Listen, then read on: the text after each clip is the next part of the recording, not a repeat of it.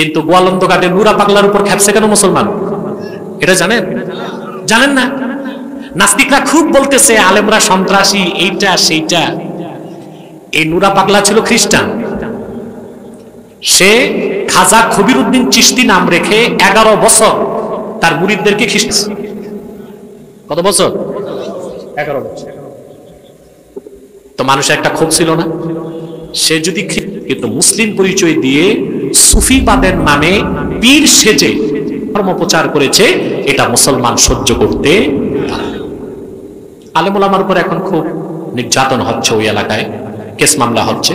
আমি প্রশাসনকে বলবো আর বাড়বেন না, বহুত করছেন, আর বাইবেন না।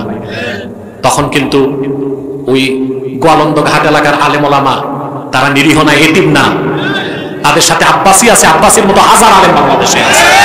নুরাল পাগলা কেমন ছিলেন আল্লাহ রসুল ভালো জানবেন। তবে আমি ভাবছি যে একজন মানুষ মৃত্যুবরণ করার 24 ঘন্টা পরে তার পেটের ভিতরে একটা পোকা তৈরি হয়, পায়খানার রাস্তা দিয়ে কবরে বের হয়। বের হওয়ার পরে আশেপাশ থেকে যত পোকা মাকড় বিছিয়ে আছে সবাইকে ডাক দেয়, ইনভাইট করে, সবাইকে আমন্ত্রণ জানায়, আয় নতুন একটা লাস্ট কবরের ভিতরে ঢুকেছে, তোরা কে কে খাবি। সবাই আসা শুরু করে। তার 3 দিন পরে পোকামাকড় গুলা প্রথম নাকের ডগা কামড়ানো শুরু করে দেয়। নাকের ডগা কামড়াতে কামড়াতে সমস্ত মাংসগুলা খেয়ে পছন্দ হয়ে যায়। এবার পোকাগুলা কামড়াতে কামড়াতে নখের মধ্যখানে আপনার 20টি আঙ্গুলের নখগুলা কামড়ে খসে জমিনের মধ্যে ফেলে দেয়। এরপরে 9 দিনের মাথায় মাথার চুলগুলা খসে খসে পড়ে যায়। এবার 12 দিনের মাথায় শরীরের পশমগুলা লোমগুলা পোকামাকড় কামড়িয়ে কামড়িয়ে মাটির সাথে মিশে ফেলে। কিন্তু নুরাল পাগলা 2 সপ্তাহ 14 দিন পরে দেহ উঠানো হলো, তার গায়ে একটা পশম পর্যন্ত আমি দেখলাম না, ক্ষত অবস্থায়, সব অক্ষত ছিল। আমার কেন জানি মনে হয় কোন একটি আমল, কোন একটি ভালো কাজ রব কবুল করেছে। মোহাম্মদ কি গোলামো কা কাফন ময়লা নেহি হোতা। আল্লাহর কসম, যারা আল্লাহর প্রিয় বান্দা মৃত্যুর 100 বছর পর কাপনে তাদের মাটিতে পোকামাকড় ধরবে না একটি কারণে, নবীকে যারা নূর মানবে মৃত্যুর পর না কিয়ামত পর্যন্ত এদের শরীর মাটি কখনো স্পর্শ করতে পারে। নুরাল পাগলাকে তারা কবর থেকে উঠিয়ে অক্টেন ঢেলে তারা দুনিয়ার জমিনে আনন্দ লীলায় মত্ত হয়েছিল তাওহীদি জনতা। তবে আমি দায়িত্ব নিয়ে বলছি, দুনিয়ার কোনো অন্যায় করলে বিচার হবে দুনিয়ার আদালতে, আর মৃত মানুষের বিচার হবে আল্লাহর আদালতে। তুমি কোন আদালত খুলে বসছো? তুমি একটা লাশকে জ্যান্ত, একটা লাশকে কবর থেকে তুমি টান দিয়ে উঠে অক্টান দিয়ে তুমি আগুনে জ্বালিয়ে দিচ্ছ। আল্লাহ বলেছে মিনহা খলাকনাকুম ওয়া ফিহা নুঈদুকুম ওয়া মিনহা নুখরিজুকুম তারাতান উখরা। আমি আল্লাহ যে মাটি দিয়ে বানিয়েছি ওই মাটিতে দাপন, ওই মাটি থেকে আমি আল্লাহ বের করব। আল্লাহ বলে মাটি থেকে বের করব আমি, কিন্তু মাটি থেকে বের করে তাওহীদি জনতা। আল্লাহর কোরআনের উপরে কত আঘাত। এরা নাম দিয়েছে তাওহীদি, কিন্তু এরা তাওহীদ বিরোধী, আল্লাহ বিরোধী। এরা মুসলমান নয়, এরা মুসলমান নামদারি মুনাফিক। কথা বলো ঠিক কিনা?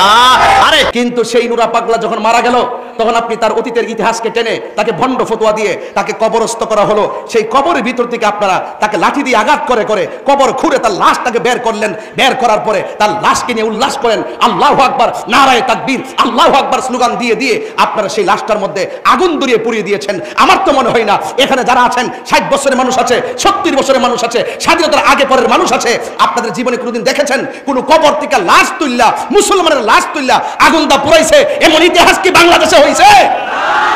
রাজবাড়িতে নুরুল্লাহ সাহেব মারা যাওয়ার পর নুরা পাগলা এ বেচারা মারা যাওয়ার পরে 18 দিন পর্যন্ত বেটার লোক চিৎকার, 18 দিন পরে বেটারে কবর টেনে উঠাইয়া এইভাবে নির্মম নির্যাতন করার পরে বেটারে আগুন দিয়া জ্বালায়া দিয়া ওরা প্রমাণ করেছে এরা হলো সেই কুখ্যাত খারিজির দল। রাজনীতি এক জিনিস, ইসলাম আরেক জিনিস। রাজনীতি এক জিনিস, ইসলাম ভিন্ন জিনিস। ইসলামকে যদি তোমাদের নোংরা রাজনীতিতে মিশাইয়া সাধারণ মানুষের মন জয় করার অপচেষ্টা করো, মনে রাখবা মানুষের থুথু নিক্ষেপ করা ছাড়া ভিন্ন কিছু তোমাদের নসিবে জুটবে না। তাওহীদি জনতা নাম দিয়া লাশ পুরাইছে। আমরা জাহিলা জামানাও দেখি নাই যে আমার নবীজি যদি লাশ পুরানো হতো তাহলে আবু জাহলরে পুরাইতো, যদি লাশ পুরানো হতো আবু লাহাবরে পুরাইতো।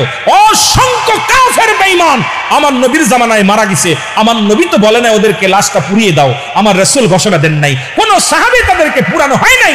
তাহলে আজকে এই বাংলার জমিনটা ইতিহাস করলো যে বাংলাদেশ জঙ্গলিবাদ এরা বসত করে, আজকে আমাদেরকে কলঙ্ক দিতে চায় তারা।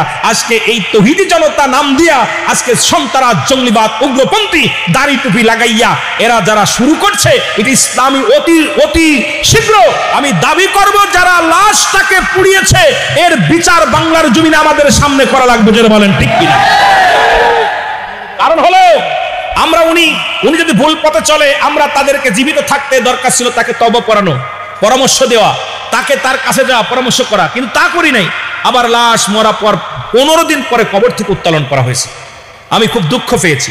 এরপরে লাশটাকে যে আঘাত করেছে মৃত্যুর পরে, আমরা দেখেছি হুসাইন রাদিয়াল্লাহু তাআলাকে জবাই করে কারবালার ময়দানে হুসাইন রাদিয়াল্লাহু তাআলাকে শাহাদাতের ফিয়ালা পান করার পর তার গায়ের উপর দিয়ে ঘোড়া চালানো হয়েছিল, তার গায়ে তার কল্লা কেটে বেজে থুতু নিক্ষেপ করা হয়েছিল, তার পণ্যের কাপড়টা খুলে নেওয়া হয়েছিল, তাকে উলঙ্গ করে দেওয়া হয়েছিল। হুসাইনকে গায়ের উপরে তাকে কত নির্মমভাবে হত্যা করেছিল। এজিদ বাহিনী আজকে কবর থেকে লাশ উত্তোলন করে যারা লাশ অপমানি করেছে তারা এজিদের দোসর, এর মধ্যে কোনো সন্দেহ? যারা বলেন সন্দেহ? ওদিন লাশ নিয়ে নৃত্য করেছিল, আর এবার দেখেছি বাংলার জমিনে লাশ নৃত্য করা। আমরা শুনেছি, সেটা আল্লাহ আমাদেরকে দুনিয়ার মধ্যে দেখাইলো। জোরে বলেন ঠিক কিনা? কিন্তু গোয়ালন্দ ঘাটে নুরা পাগলার উপর খেপছে কেন মুসলমান? এটা জানেন? জানেন না? নাস্তিকরা খুব বলতেছে আলেমরা সন্ত্রাসী, এইটা সেইটা। এই নুরা পাগলা ছিল খ্রিস্টান। সে খাজা খবিরউদ্দিন চিশতি নাম রেখে 11 বছর তার মুরিদদেরকে খ্রিস্টান। কত বছর? 11 বছর। তো মানুষের একটা ক্ষোভ ছিল না? সে যদি কিন্তু মুসলিম পরিচয় দিয়ে সুফিবাদের নামে পীর সেজে ধর্ম প্রচার করেছে, এটা মুসলমান সহ্য করতে পারে। আলেম ওলামার উপর এখন খুব নির্যাতন হচ্ছে, ওই এলাকায় কেস মামলা হচ্ছে। আমি প্রশাসনকে বলবো আর বাড়বেন না, বহুত করছেন, আর বাইবেন না। তখন কিন্তু ওই গোয়ালন্দ ঘাট এলাকার আলেম ওলামা তারা নিরীহ না, এতিম না, তাদের সাথে আব্বাসী আছে, আব্বাসীর মতো হাজার আলেম বাংলাদেশে আছে। প্রিয় ভাইরা, তাহলে অমুসলিমরা যদি অমুসলিম পরিচয়ে থাকে সেটা তাদের বিষয়, ঠিক না? কিন্তু কাদিয়ানীরা শেষ দরজার কুখ্যাত। তারা মানুষকে ধোঁকা দিতে নিজেদেরকে মুসলিম দাবি করে, মুসলমানদের মতো দাড়ি রাখে, টুপি লাগায়, নাম রাখে। তাই বলি কি মুসলমান হবে? দাড়ি রাখলে কেউ যদি মুসলমান হতে পারতো তো রবীন্দ্রনাথ ঠাকুরের চেয়ে বড় মুসলমান কে হইত? টুপি লাগালে মুসলমান হয়ে যায়? দিল্লি পার্লামেন্টে দেখবেন কংগ্রেসের হিন্দু এমপি সবাই টুপি লাগায়, মুসলমান হবে? নাম রাখলে মুসলমান হওয়া যায়?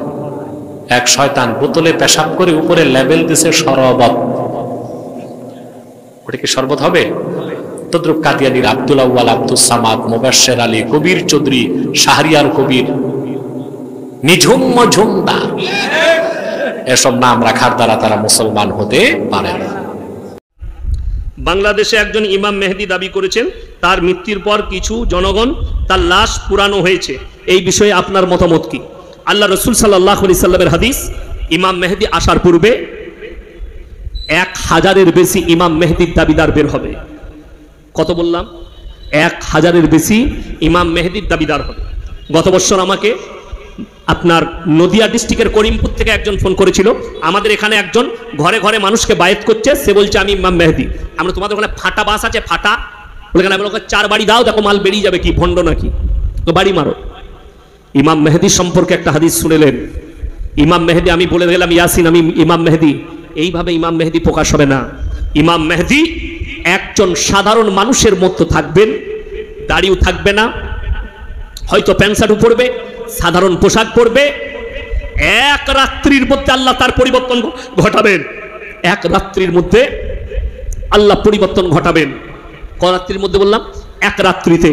তারপরেই তিনি আত্মপ্রকাশ করবেন, এবং তার আত্মপ্রকাশে আগে কিংবা সেই সময়ে ৩য় বিশ্বযুদ্ধ ঘটবে।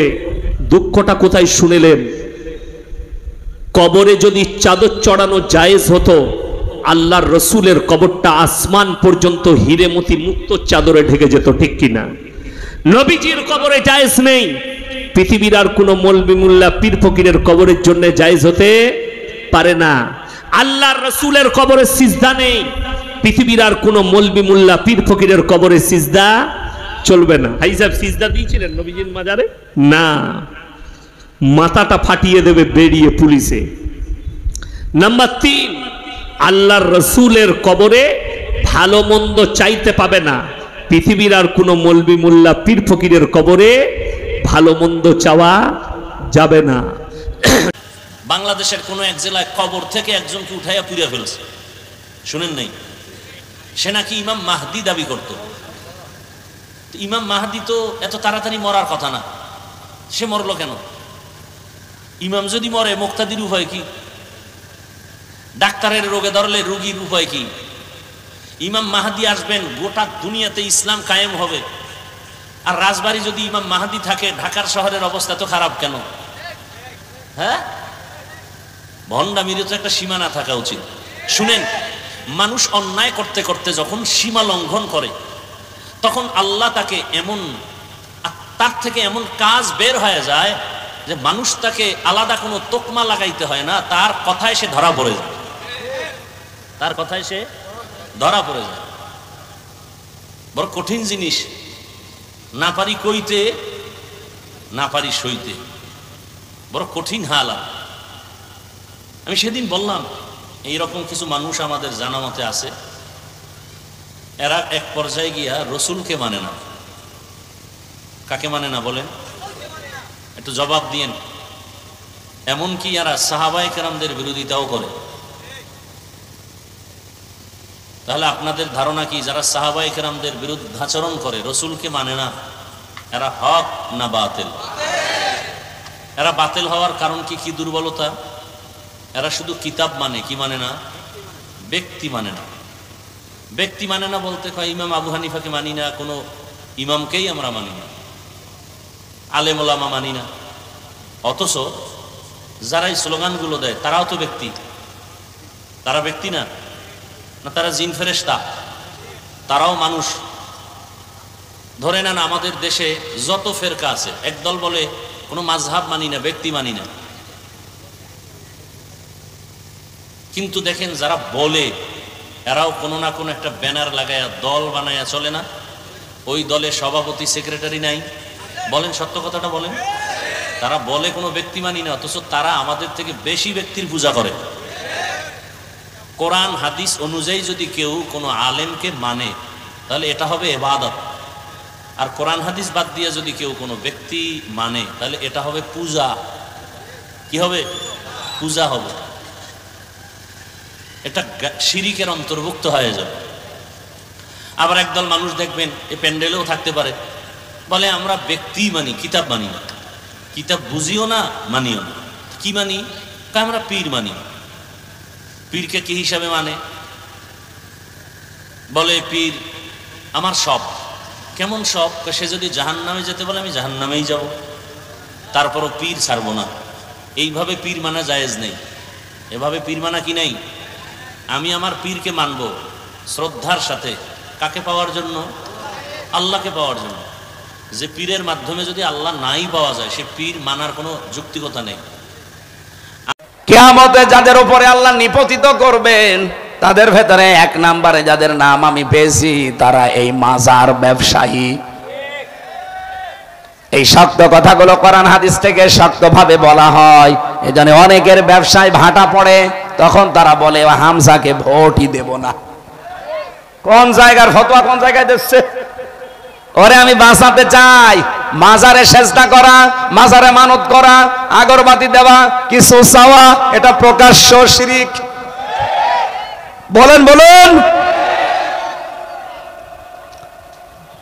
আজকে রাজবাড়ী, গোয়ালন্দ এবং রাজশাহীতে দুইটা মাজার মুসলিম জনতারা ভেঙ্গে দিয়েছে শুধু শিরিক হওয়ার কারণে। রাজবাড়িতে যে মাজারটা বানিয়েছে, আরে ভাই আপনি মাজার বানাবেন, মানুষ মারা গেছে, মাটি দিয়ে দেন, দোয়া করেন তার জন্য।